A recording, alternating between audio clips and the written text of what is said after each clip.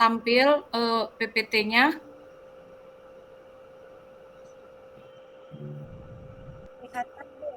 Bapak Sudah, Ibu. Ibu, apakah Su- PPT-nya Sudah, sudah tampil? sudah Ibu, sudah. Oh, baiklah. Nah, seperti yang disebutkan rekan kami tadi, bahwa yang akan dibahas hari ini adalah fungsi multiplikatif. Kami bagi dua, yaitu yang pertama fungsi multiplikatif. Nah, itu kami ambil sumbernya dari Diktat Teori Bilangan UIN Kuliah Maulana Mali Ibrahim, kemudian nanti bilangan perfect dan Mersenne berdasarkan buku penerbit UT oleh Profesor Dr. Gatot Musetyo MSc. Baiklah, masuk kita ke subbab fungsi multiplikatif. Oke, ini adalah salah satu alat yang sangat berguna nantinya. Di antaranya kita akan membahas tentang Euler P function, kemudian ada juga fungsi banyak pembagi dan fungsi jumlah pembagi. Nanti di sana mereka ternyata merupakan fungsi multiplikatif ya, sehingga kita bisa mendapatkan formula yang sangat berguna ya nantinya untuk pembelajaran kita berikutnya. Oke, langsung saja yang pertama fungsi multiplikatif itu sendiri ya. Kita bahas dulu sebelum masuk ke fungsi multiplikatif, kita harus mengetahui dulu apa itu fungsi aritmatika. Jadi di sini fungsi aritmatika adalah suatu fungsi yang didefinisikan untuk atau pada seluruh bilangan bulat positif ya. Jadi fungsi ini F aritmatika kalau misalkan daerah asalnya itu adalah bilangan bulat positif. Yaitu N nanti hasilnya dia biasanya ke N juga. Ya, seperti itu. Tapi itu belum tentu juga. Yang terpenting didefinisikan untuk seluruh bilangan bulat positif. Kemudian suatu bilangan aritmatika disebut fungsi multiplikatif, berarti aritmatika itu untuk seluruh bilangan bulat positif, kemudian disebut multiplikatif jika memenuhi sifat berikut, yaitu Fm kali N itu sama dengan Fm dikali Fn. Seperti itu. Untuk setiap Mn yang saling relatif prima. Nah, di sini berarti kan inputnya daerah asalnya berarti Fm dan N-nya harus bilangan bulat positif dan di sini memenuhi sifat seperti ini ya dengan M dan N-nya yang saling relatif prima. Nah, kemudian untuk definisi ketiga, suatu fungsi aritmatika F disebut multiplikatif secara lengkap jika Fmn sama dengan Fm dikalikan Fn untuk setiap bilangan bulat positif M dan N.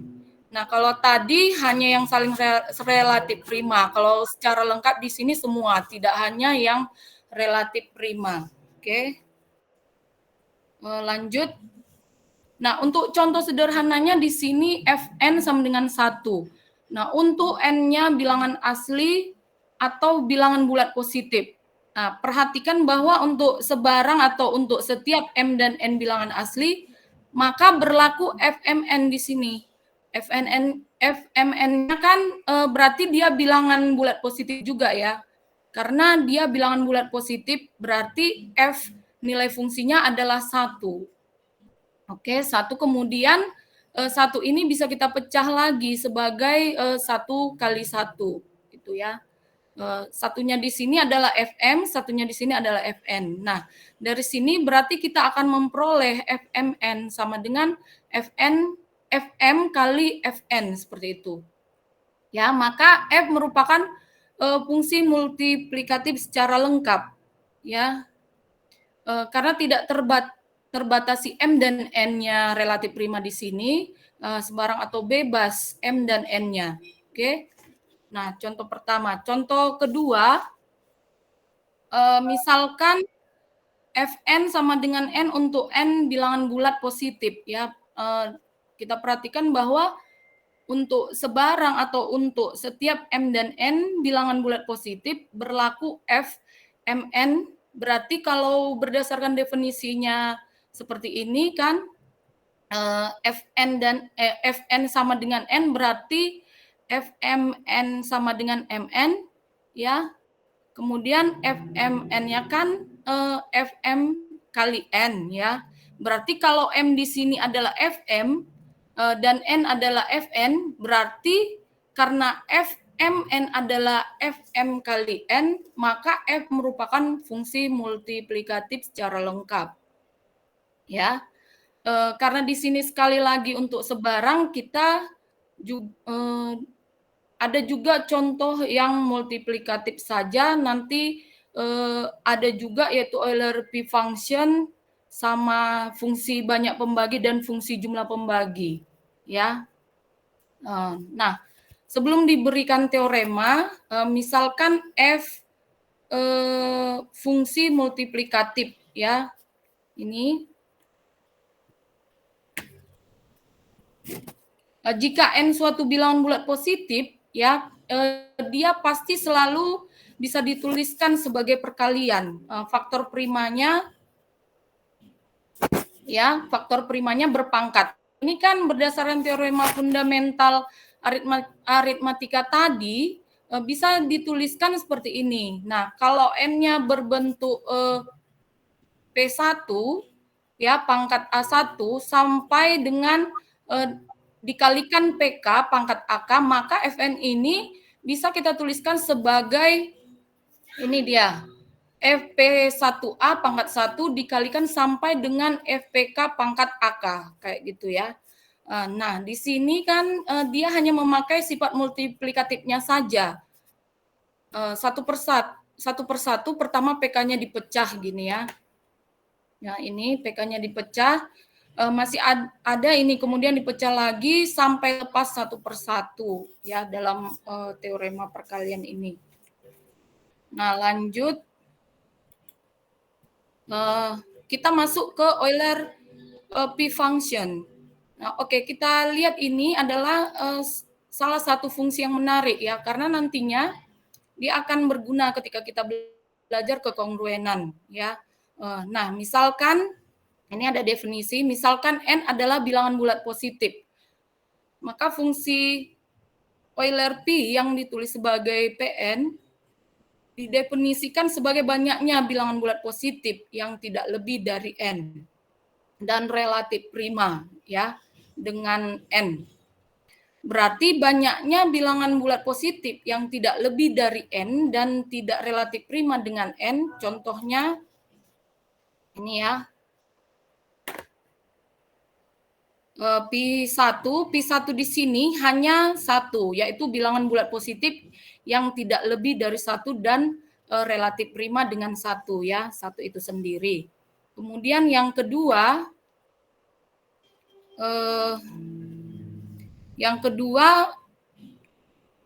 ternyata nah di sini kalau dua ternyata juga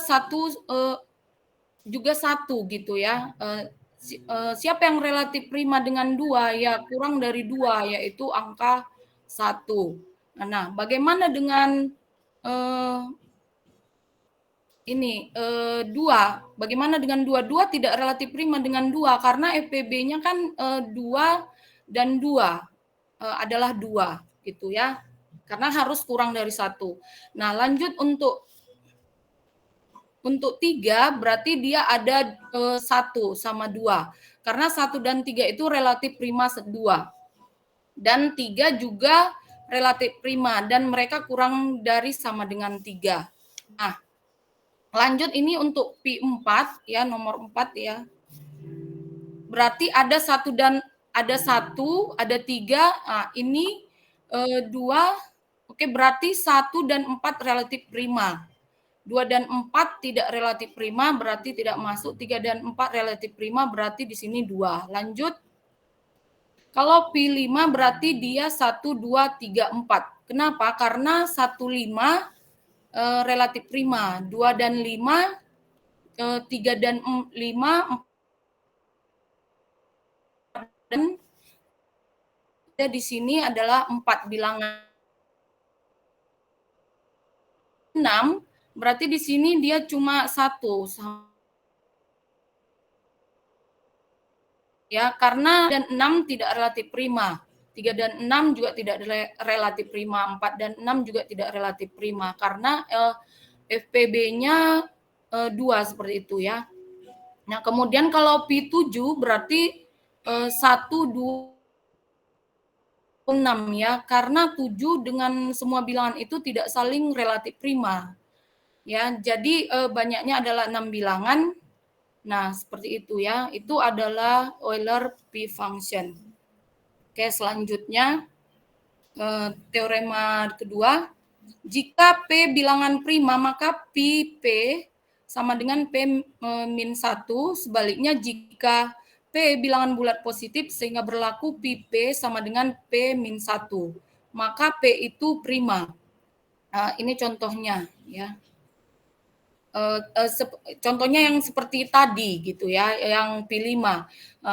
Pi5 tadi kan 4. Nah, 4 di sini kan 5 kurang 1. 5 itu kan 5 itu bilangan prima. Berarti nanti kita bisa gunakan untuk lebih lanjut.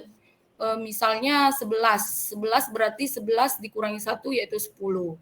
Yang ini masih cenderung mudah untuk kita logikakan ya.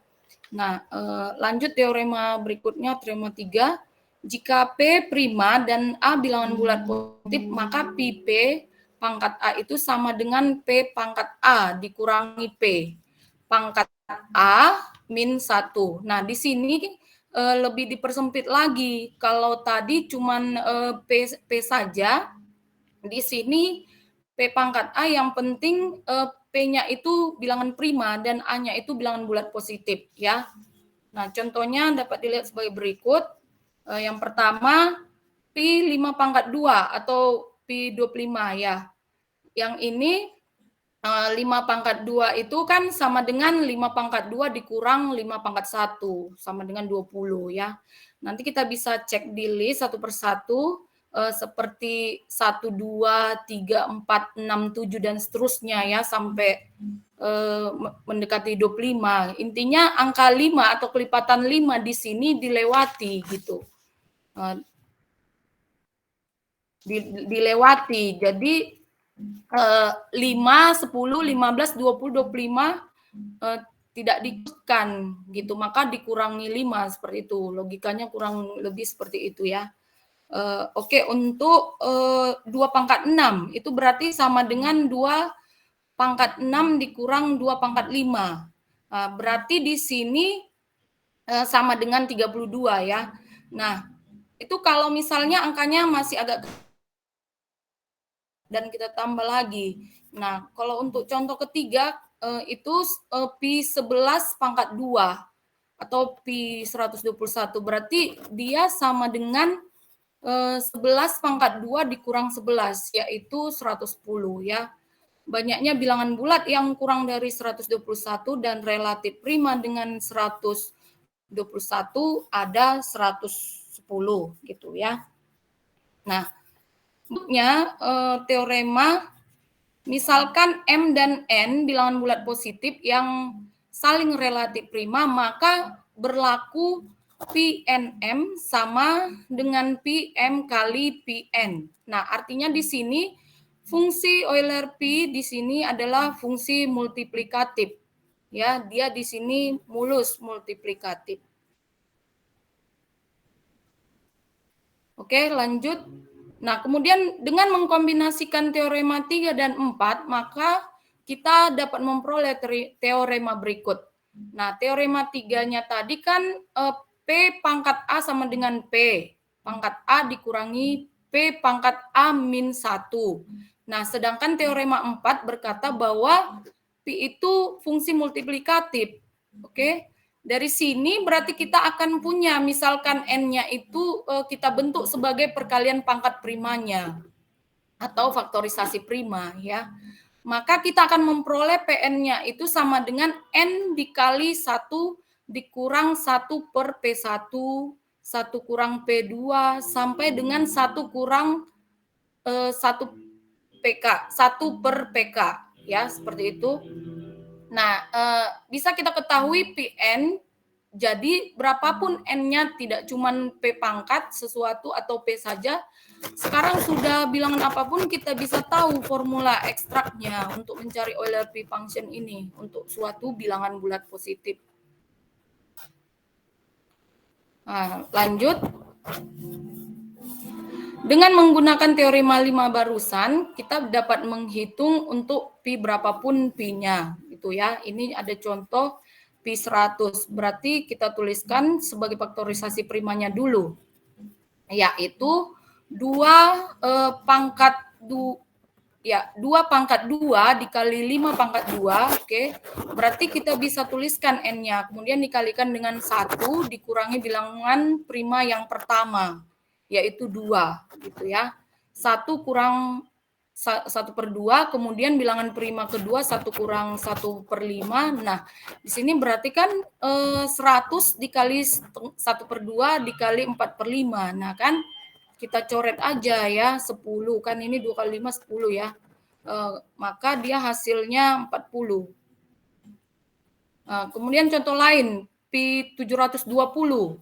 720 kalau difaktorisasi, dituliskan faktorisasi prima, berarti kita akan memperoleh 720 itu 2 pangkat 4 dikali 3 pangkat 2 kali 5. Nah, berarti langsung saja ya, awal kita tulis M-nya dulu, yaitu 720. Kemudian itu 1 dikurangi 1 per bilangan prima pertama, yaitu 2, gitu ya, sama seperti yang di atas tadi. Kemudian 5, keduanya 3, primanya ketiga 5, gitu. Oke, langsung saja 720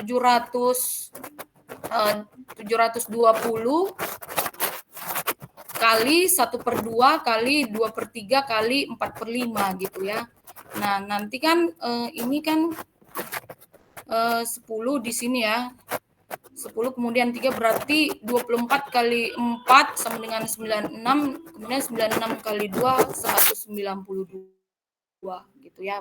Boleh dicek, mana tahu ada kekeliruan. Nah, lanjut, masuk kita ke jumlah dan banyak pembagi, ya.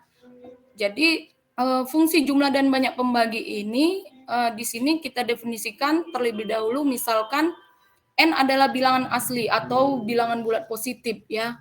Suatu fungsi jumlah pembagi N, ya, fungsi jumlah pembagi N-nya itu didefinisikan sebagai jumlah seluruh pembagi positif dari N, ya, dan dinotasikan dengan sigma N, oke.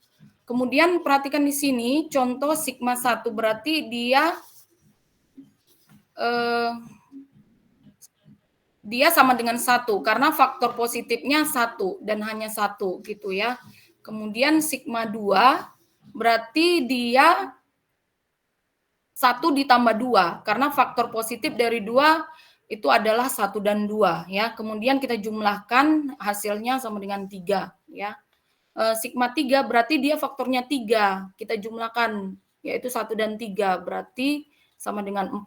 Kemudian sigma 5 itu 1 tambah 5, ya. Sigma 6, faktornya 6 kan ada 1, 2, 3, 6, gitu ya. Berarti kalau kita jumlahkan hasilnya 12. Oke, contoh sederhananya seperti itu untuk memahaminya, ya. Lanjut, definisi 6.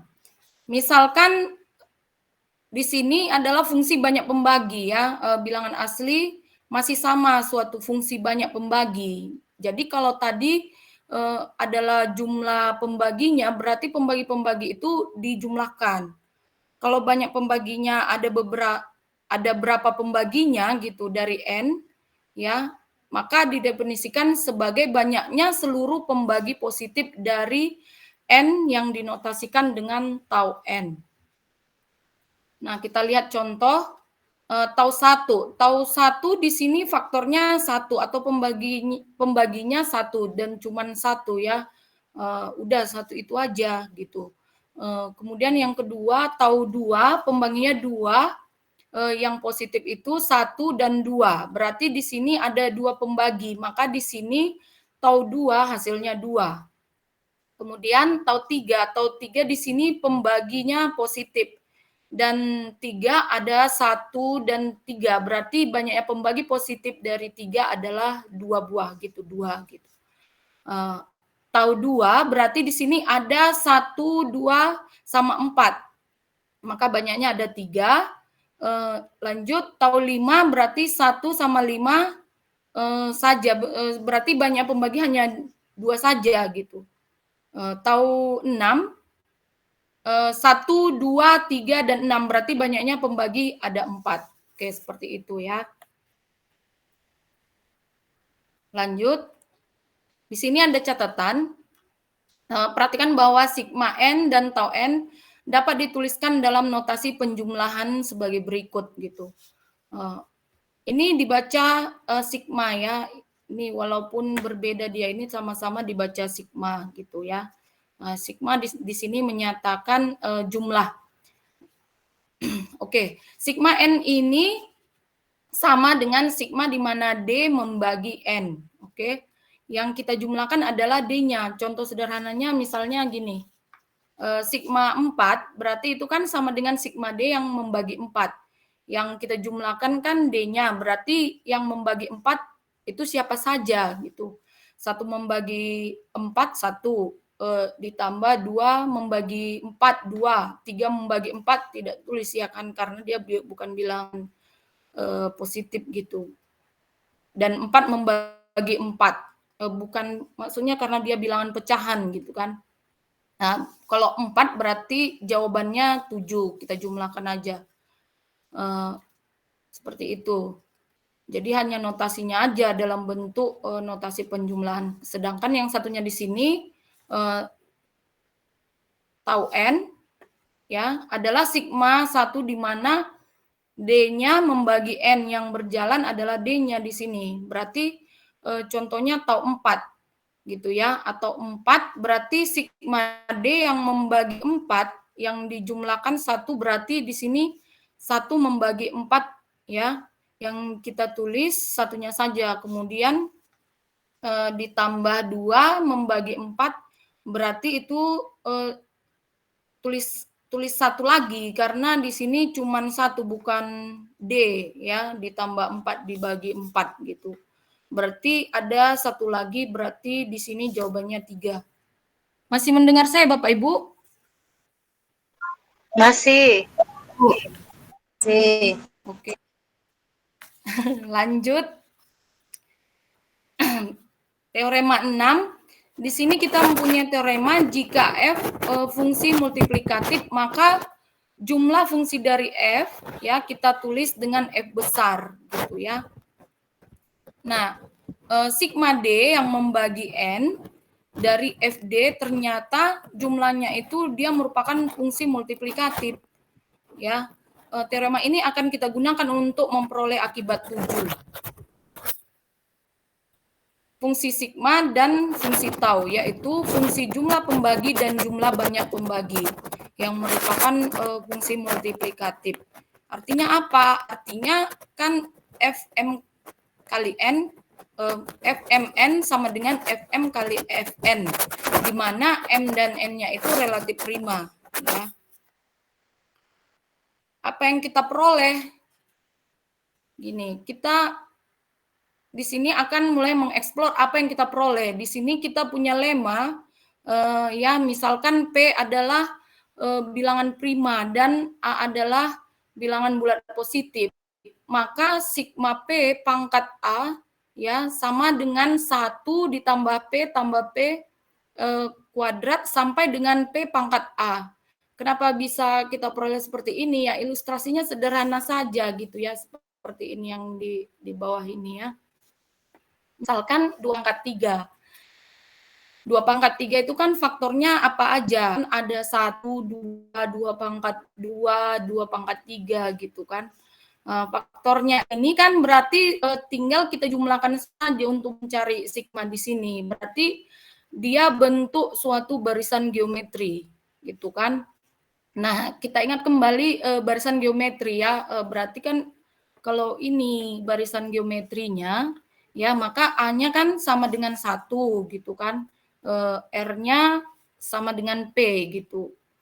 Nah, berarti kita bisa menggunakan rumus SN di sini. Rumus SN untuk barisan geometri yaitu A dikali R pangkat N ditambah 1 min 1 dibagi R dikurangi 1. Nah, tinggal kita masukkanlah R-nya sebagai P, ya. Berarti di sini kita peroleh untuk mencari sigma P pangkat A itu adalah P pangkat A tambah 1 min 1 dibagi P dikurang 1, ya.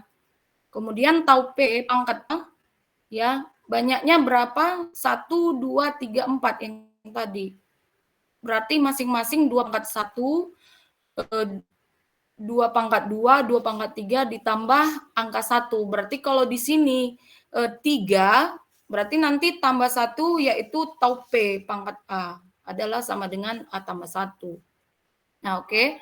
Nah, kita gunakan untuk mencari yang lebih umum lagi. Ya, pada Euler P function-nya kan, kita berangkat dari P pangkat A, kemudian kita memperoleh untuk yang umum kurang lebih juga sama dari P pangkat A, kita akan memperoleh yang umum untuk N-nya.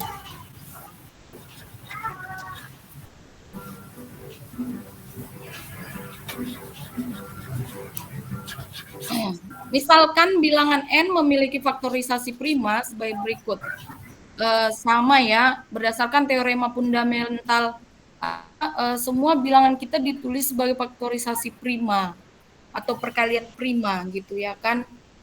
Maka kita bisa mencari sigma N. Nih. Berarti karena dia fungsi multiplikatif, kita bisa kerjakan satu persatu. Kita cari yang ini dulu. Misalkan berarti jumlahnya faktor untuk P1 pangkat A1 di sini adalah kita pakai yang lema yang tadi gitu kan. Yang sebelumnya itu. Untuk mempersingkat penulisan kita, bisa kita tuliskan dengan notasi perkalian. Nah, PI mulai dari 1 sampai KPI pangkat AI tambah 1 min 1 dibagi PI dikurangi 1. Nah, cara mengerjakannya ya begini lagi yang biar penulisan lebih singkat saja. Kemudian kalau tahu N-nya berarti ya tinggal kita cari satu persatu ya kan. Untuk P1 berarti kita punya A1 ditambah 1, banyaknya pembaginya ya kan. Kemudian untuk P2 pangkat A2 banyak pembaginya A2 tambah 1 dan seterusnya. Jadi kita bisa tuliskan di sini PI mulai dari 1 sampai K. Ini ya. Sampai K dari AI plus 1. Oke, untuk materi selanjutnya akan diteruskan oleh rekan saya.